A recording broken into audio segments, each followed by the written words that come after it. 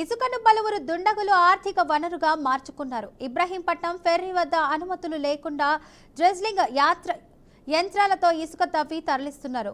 ఇక నదీ గర్భంలో ఇసుక తవ్వుతున్న వారి చేతుల్లో కృష్ణానది విలవిల్లాడుతోంది. వాల్తా చట్టానికి తూట్లు పొడుస్తూ నదీ గర్భంలో డ్రిజ్లింగ్ యంత్రాలతో ఇసుక తవ్వకాలు సాగిస్తున్నారు. ఇక 6 నెలల క్రితం మైనింగ్ రెవెన్యూ అధికారులు ఫెర్రీ రేవులో ఆకస్మిక దాడులు చేయడంతో కొద్ది కాలం తవ్వకాలు నిలిచిపోయాయి. అయితే ప్రజాప్రతినిధి అండదండలతో తవ్వకాలు పునఃప్రారంభమయ్యాయి.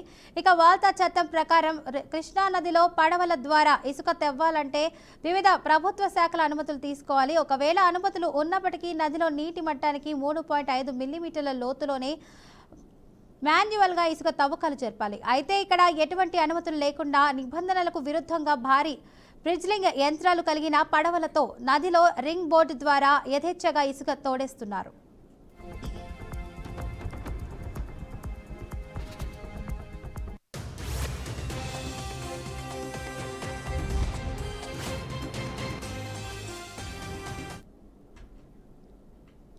రిగ్బర్తో ఇసుక తోటం ద్వారా కృష్ణానది గర్భానికి తూట్లు పొడుస్తున్నారు. ఇక డ్రెజ్లింగ్ యంత్రాల తవ్వకాలతో నదిలో పెద్ద సైజు గుంతలు ఏర్పడి ప్రమాదాలకు కారణమవుతున్నాయి. ఇక గుంతల్లో భూగర్భ జలాలు అడుగుంటి పంట పొలాల్లో బారు పంపుల్లో నీరు ఇంకిపోతుంది. ఇక ప్రభుత్వం అనుమతించిన రేపు నుంచే తవ్వకాలు జరపాలి.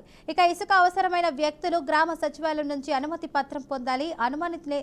అనుమతించని రేవులో ఇసుక లోడింగ్ సమయంలో సచివాలయ అనుమతి పత్రం ఉంటేనే ట్రాక్టర్కు లోడింగ్ చేయాలి. ఇసుక దిగుమతి ప్రాంతానికి వెళ్లే వరకు సచివాలయ అనుమతి పత్రం ట్రాక్టర్ డ్రైవర్ వద్ద ఉండాలి. వీటిలో ఏ ఒక్కటి జరగకపోయినా స్థానిక రెవెన్యూ, పోలీస్, మైనింగ్ శాఖ అధికారులు ట్రాక్టర్లు, ఇసుక లోడింగ్ యంత్రాలపై కేసు నమోదు చేయొచ్చని నిబంధనలు చెప్తున్నాయి. ఇక ఇవేమీ లేకుండానే అక్రమంగా ఇసుక తవ్వి తరలిస్తున్న అధికారులు పట్టించుకున్న దాఖలాలు ఇక్కడ కనిపించడం లేదు.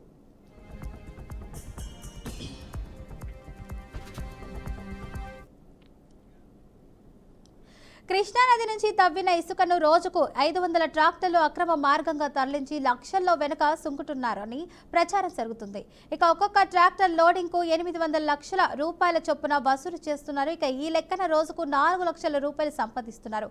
అక్రమ ఇసుక రవాణాదారుల నుంచి మున్సిపాలిటీ అన్సీలు టెండర్ల వరకు ట్రాక్టర్ 100 రూపాయల చొప్పున వసూలు చేస్తూ అక్రమ సంపాదనతో భాగస్వామ్యం అయ్యారని విమర్శలు వెలువెత్తుతున్నాయి. అక్రమ తవ్వకాలు అరికట్టాల్సిన వారే అక్రమ వసూళ్లకు పాల్పడడం విడ్డూరంగా ఉంది. ఇసుక రవాణాకు ప్రజాప్రతినిధి అండదండలు పుష్కలంగా ఉండడంతో మైనింగ్, రెవెన్యూ అధికారులు ఇటువైపు కన్నెత్తి చూడటం లేదనే విమర్శలు కూడా వస్తున్నాయి. ఇక మైనింగ్ ఏడీ వీరస్వామి 6 నెలల క్రితం ఇదే ఇసుక రేవులో దాడి చేసి 24 ట్రాక్టర్లు, 18 క్రేన్లు, 10 పడవలను సీజ్ చేసి డ్రైవర్ల పోలీస్ స్టేషన్లో ఫిర్యాదు చేశారు. ఇక అయినా తిరిగి యథేచ్ఛగా ఇసుక రవాణాతో అక్రమ సంపాదనకు తెరతీశారు.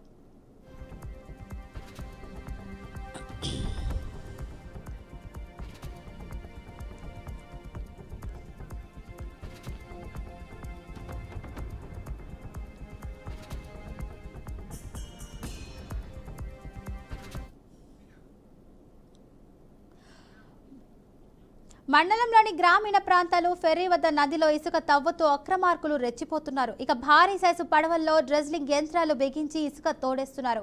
ఒడ్డుకు చేరిన ఇసుక మాన్యువల్ క్రెయిన్ల ద్వారా ట్రాక్టర్లతో లోడింగ్ చేస్తున్నారు. ఇక 20 పడవల ద్వారా కృష్ణానది గర్భంలో ఇసుక తవ్వకాలు జరిపి కృష్ణమ్మకు గర్భ శోకం మిగులుచున్నారు. ఇక 20 పడవల ద్వారా వచ్చిన ఇసుకను 18 మాన్యువల్ క్రెయిన్లతో ట్రాక్టర్లను బోర్డింగ్ చేస్తున్నాయి. ఇక పడవల యాజమానులు క్రేన్ తాము ఆక్రమించిన స్థలాలను నెలకు 3 లక్షల రూపాయల అద్దె డిమాండ్ చేస్తున్నారంటే ఫెర్రీ రేవులో ఇసుకకు ఎంత డిమాండ్ ఉందో అర్థం చేసుకోవచ్చు. ఇక ఇదే అంశానికి సంబంధించి పూర్తి సమాచారాన్ని మా ప్రతినిధి శ్రీనివాస్ అయితే అందిస్తారు. చెప్పండి శ్రీనివాస్.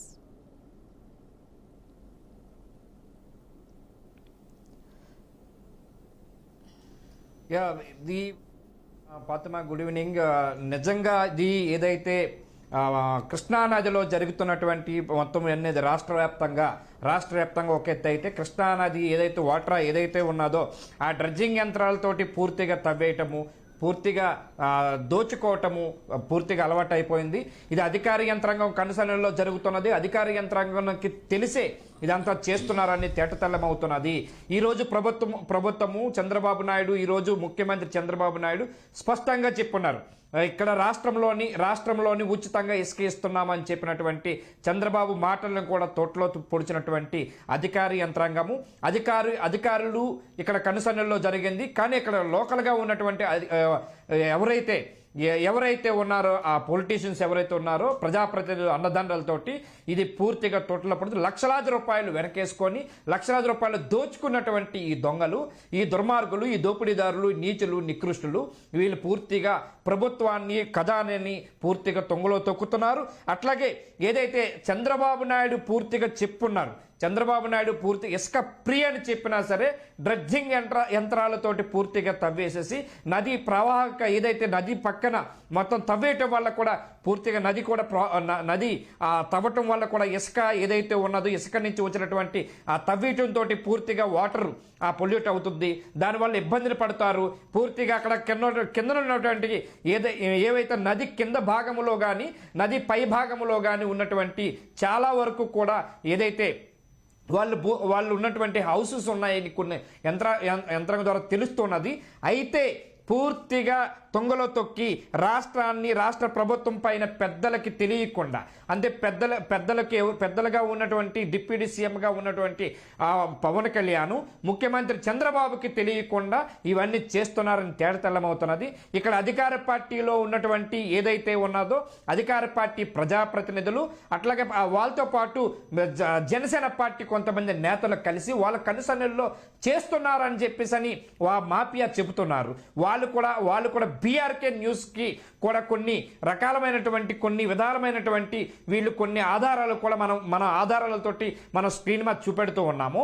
ఈ స్క్రీన్ మీద చూపెట్టిన ప్రతి ఒక్కటి కూడా క్షుణ్ణంగా అక్కడ కృష్ణానది తీర ప్రాంతంలోని కృష్ణానది వద్ద అనుమతులు లేకుండా ఇసుక దందాన్ని ఎట్లా చేస్తున్నారు, ఇసుక తవ్వకాలని ఏ విధంగా దోచుకుంటున్నారు, ఇసుక తవ్వకాలని దోచుకోవడంతో పాటు డ్రెడ్జింగ్ యంత్రాలతోటి అధిక మోతాదులో చూడు 3.3 అడుగుల లోతు కానీ తవ్వుతే అది ప్రాబ్లం అవుతుంది. దాన్ని కూడా తొంగలో తొక్కినటువంటి ఈ డబ్బులు వెనకేసుకున్నటువంటి అధికార యంత్రాంగం పూర్తిగా ఇక్కడ అధికార యంత్రాంగం కనుసన్నుల్లోనే అధికార యంత్రాంగం వాళ్ళ అండర్లోనే జరుగుతుంది తప్ప మరొకటి కాదు. లోకల్ ప్రజాప్రతినిధులు, లోకల్గా ఉన్నటువంటి అధికార యంత్రాంగము వీళ్ళందరూ కలిసి ముడుపులు భారీ స్థాయిలో కూడా ముడుపులు తీసుకున్నట్టు తెలుస్తూ ఉన్నది. భారీ స్థాయిలో ముడుపులు తీసుకొని పూర్తిగా అక్కడ ప్రభుత్వాన్ని మోసం చేస్తుందని తెలుస్తూ ఉన్నది. కానీ ప్రభుత్వ పెద్దలు సీఎం చంద్రబాబుకి, డిప్యూటీ సీఎం పవన్ కళ్యాణ్కి తెలియకుండా జరుగుతుంది అని తెలుస్తూ ఉన్నది. కానీ తెలిసి చేస్తే అది తప్పు అని చెప్పవచ్చు. కానీ రెండోది ప్రభుత్వానికి చెడ్డ పేరు అని చెప్పవచ్చు. ప్రభుత్వం పూర్తిగా ప్రజలకు అందవలసినటువంటి మౌలికమైనటువంటి శాండ్ని కూడా పూర్తిగా అమ్ముకున్నటువంటి ఈ దుర్మార్గుల పైన, ఈ నీచుల పైన, ఈ నికృష్టుల పైన, ఏదైతే ఇసుక మాఫియాగా వ్యవహరిస్తున్నటువంటి వీరిపైన చర్యలు తీసుకోవాలి. ముఖ్యమంత్రి గారికి చెడ్డ పేరు రాకుండా చేసినటువంటి వీళ్ళు ఏదైతే లోకల్ ప్రజాప్రతినిధులు అవలంబిస్తున్నటువంటి లోకల్ ప్రజాప్రతినిధులతో పాటు అధికార యంత్రాంగము వీళ్ళందరిపైన కూడా విజిలెన్స్ ఎంక్వైరీ వేయాలి. కానీ విజిలెన్స్ ఎంక్వైరీ ఇందులో విజిలెన్స్ అధికారులు కూడా ముడుపులు తీసుకుంటున్నారని కూడా తెలుస్తూ ఉన్నది. అది ఏంటనేది త్వరలో బీఆర్కే న్యూస్ చూపించబోతున్నది. విజిలెన్స్ అధికారులతో పాటు అక్కడ ఈడీ డిపార్ట్మెంట్ వీళ్ళంతా కలిసి వీళ్ళపైన చర్యలు తీసుకోపోకుండా మళ్ళీ ప్రభుత్వానికి చెడ్డ పేరు తీసుకొచ్చే విధంగా అధికార యంత్రాంగం చేస్తుందన్నది ఈరోజు బీఆర్కే న్యూస్ కెమెరాకి మొత్తం చిక్కింది. మొత్తం వీళ్ళంతా కూడా ఈ అధికార యంత్రాంగంతో పాటు అక్కడ ఉన్నటువంటి ప్రభుత్వంలో ఉన్న కొంతమంది ప్రజాప్రతినిధులు పెద్దలు కలిసి లోకల్గా ఉన్న కలిసి వీళ్ళు లక్షలాది రూపాయలు, కోట్లాది రూపాయలు వెనకేసుకొని రోజుకి కనీసం 2 నుంచి 10 లక్షల రూపాయల వరకు కూడా తవ్వేస్తున్నారని తెలుస్తూ ఉన్నది. అంటే వీళ్ళు దీన్ని బట్టి చూస్తే ఎంత దోచుకుంటున్నారో అర్థమవుతూ ఉన్నది. Right, thank you Srinivas for the update.